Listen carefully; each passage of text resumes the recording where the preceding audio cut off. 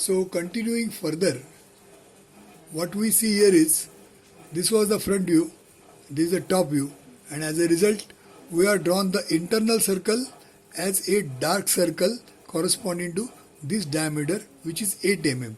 So 8 mm dark, and it is full because it is seen, and what is not seen is 10 mm. So what is not seen is drawn 3/4 incomplete, and it is drawn medium.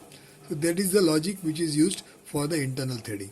Same way, suppose we are trying to look for the external threading, that is a bolt. So I have drawn a bolt over here. It has got a threading like this, and to this threading we have drawn the end view. That means from the end how this threading is going to look. Suppose you look at this as a bolt, and this has got a threading like this.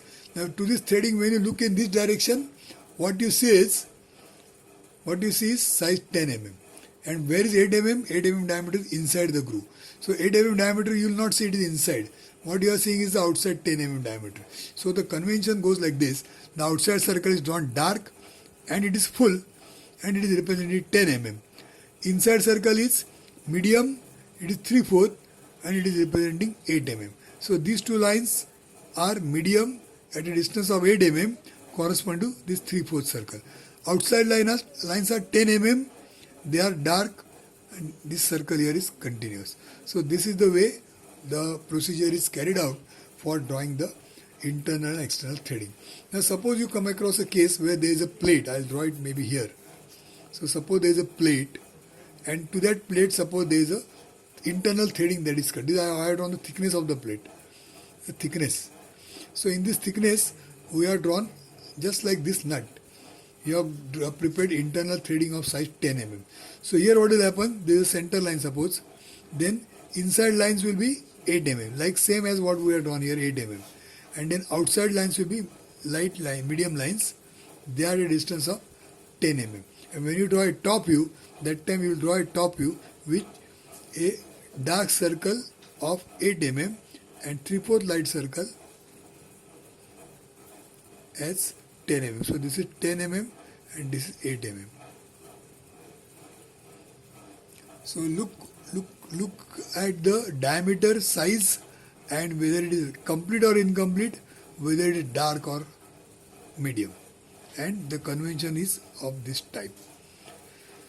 Now having understood this part, that means how a particular hexagonal bolt is to be drawn and what are the things that are involved in the geometry of it, next thing is we are going to now see the different types of the nuts. So we will now go further ahead and have a look at this part where you can see some more types of nuts. In fact, here there is a square nut. The shape is like a square prism, and then again here also there is a chamfer circle. Now in this case of a chamfer circle, you will find this chamfer circle is there till end. So this chamfer circle is there till end, and then the angle 30 degree is present, but that is present here. So this is inclined. But that is not seen. In this direction it is not seen. If you hold the nut like this, and if you take the front view, that time you will see this inclined surface 30 degrees. And here also, this is like similar to like last time there was small a and there was a capital A. So capital A will be here, small a will be here. So like that, this highest point is capital A, and small a is where the straight chamfer circle takes a turn. So there is a straight chamfer circle like this, and then it is taking a turn here, and this becomes small a here. So there is one corner also, and there is this arc also. This is capital A, this small a, that has happened over here. This is the isometric view of a square nut, and in the shape. Now the different other types of nuts, starting with this. This is called the capstan nut. Now this nut is formed by a cylindrical shape. So you can see the outside body is of a cylindrical shape, unlike earlier examples where that was hexagonal shape. Now this is very simple to make. Manufacturing is very easy because you just take one round rod which is available. The shape is circular, and to that you cut internal threading. Now the only thing is, in the case of hexagonal bar, you can apply it by spanner. Here the circular shape is there, so how can you apply spanner? You cannot. So what they have done for clamping the nut, they have prepared such kind of small holes. So 6 holes are made of certain diameter. As you can see, if the size of the nut is D, that means suppose this D is 10 mm, Then same convention, this outside incomplete circle is 10 mm, called as capital D. Then compared to capital D, the 6 holes that are made, they are of size 0.2 times D. That is the proportion that is to be maintained. Then there is the thickness of the nut, which is taken same as the size of the nut.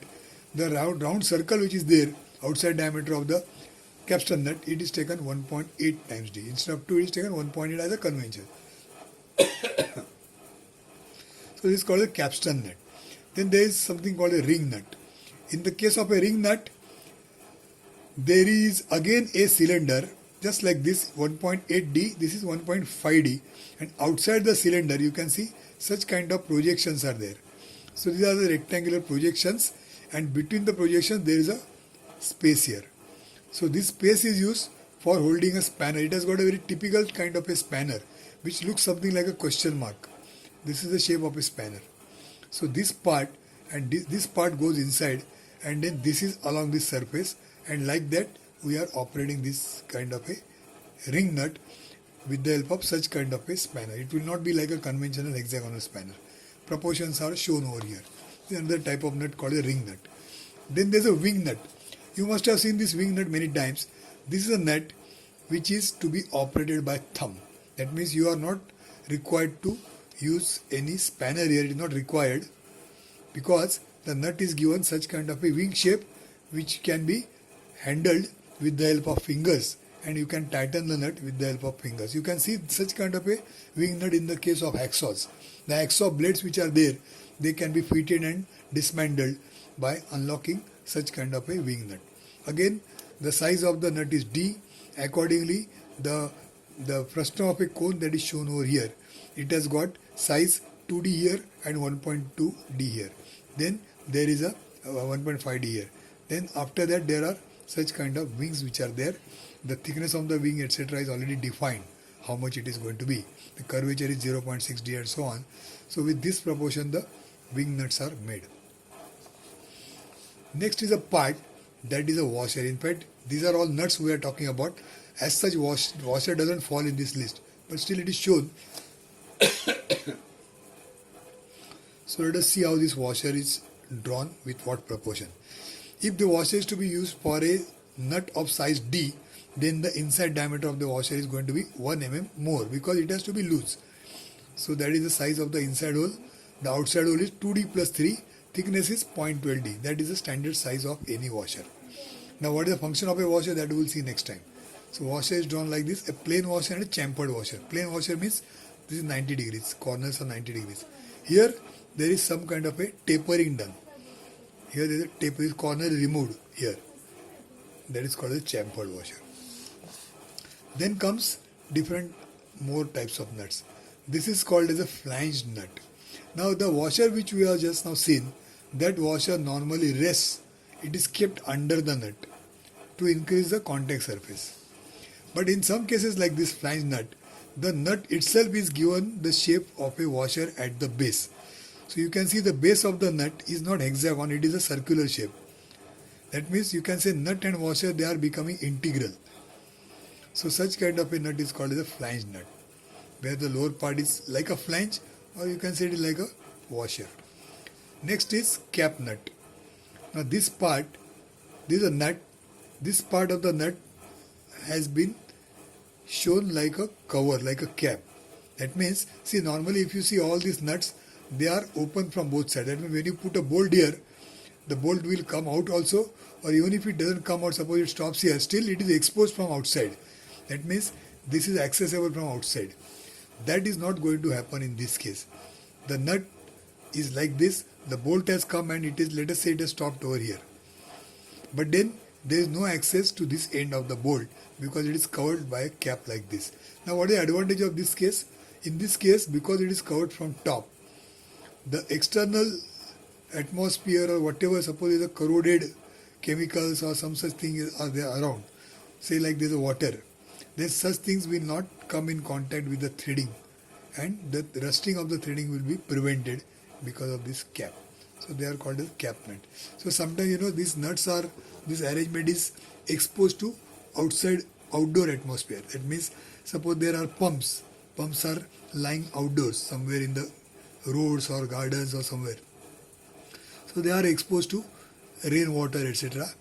In that case, this rusting might take place for the threading. They are covered by cap like this, so the rusting is prevented.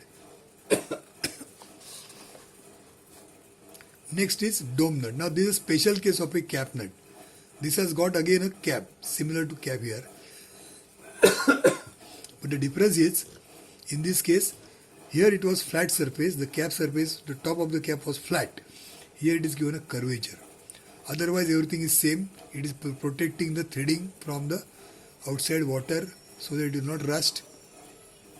But in addition, this surface was flat, this surface is curvature. That means suppose water accumulates here, in this case, then it will start rusting the top surface of the cap. Now here that will not happen because the water cannot stop here because of the curvature, and this surface will never get corroded, neither the threading will get corroded. So this is called the dome nut. So there is a cap nut, dome nut, flange nut, ring nut, wing nut, capstan nut, then the usual hexagonal nut and a square nut. These are the different types of nuts which we have studied for this particular practice sheet, which is our practice sheet number 1 for today's date. What you have to do is, either you get half imperial drawing sheet, if it is available easily. I'll write here.